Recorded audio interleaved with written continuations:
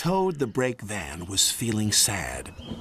Everywhere he looked, he could see engines and coaches moving steadily forwards.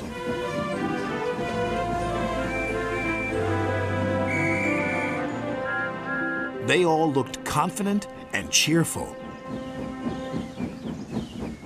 One day, he decided to talk to Oliver, the Great Western Engine. I'm always going backwards, Mr. Oliver. I have forward-thinking views. I could be a leader, if you know what I mean. You can't be a leader without a train to follow. You don't have a train, Gordon said. Toad felt sadder still. Oliver wanted to help. You're a very useful brake van, Toad. You help me brake, and you keep my freight cars in order when we go down hills.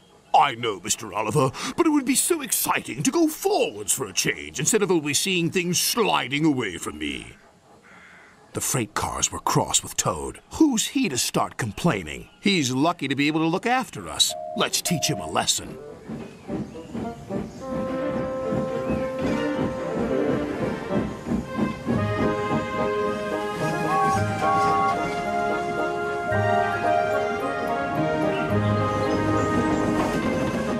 The freight cars decided to carry out their plan when they reached Gordon's Hill. When they were nearly at the top, they played their tricks. Ready, steady, go! And they jerked at a coupling, which broke. We're making your wish come true, Toad!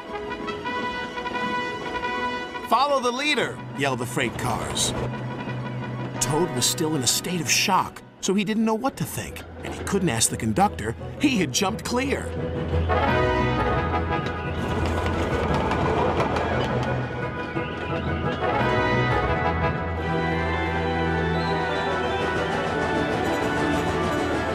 Faster, faster, as fast as you want, screamed the freight cars.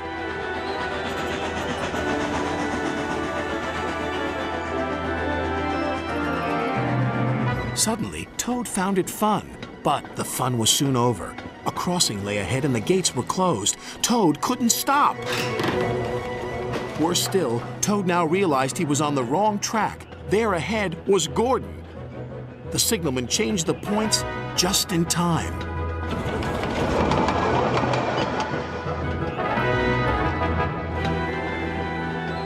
On, faster, cried the freight cars. Suddenly, he saw James pulling a long, slow train. Oh my goodness! Help! Save me! A quick-thinking shunter did, just in time. What was that? Exclaimed James. The signalman warned the station master at the next station. There's a runaway coming. We'll send him into the sidings.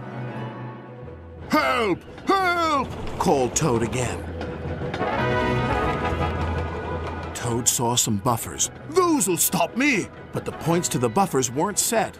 No! I'm back on the main line! Meanwhile, Oliver was racing to the rescue. I must catch Toad. I must! Toad sped past Henry. More danger lay ahead. Men were working on a bridge, but they had been warned about the runaway Toad and his freight cars. They diverted him onto old sidings, straight into a muddy pool.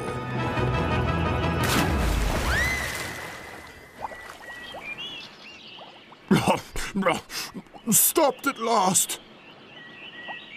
Oliver arrived, and when he saw Toad, he could only smile. A pond is the only place for a toad, I suppose? That night, Toad spoke to Oliver. I'm sorry, Mr. Oliver, if I caused you any embarrassment. That's all right, Toad. So what do you think of going forwards? It was fun, decided Toad, but from now on I'll be happy to look forward to the future, busy going backwards, so to speak.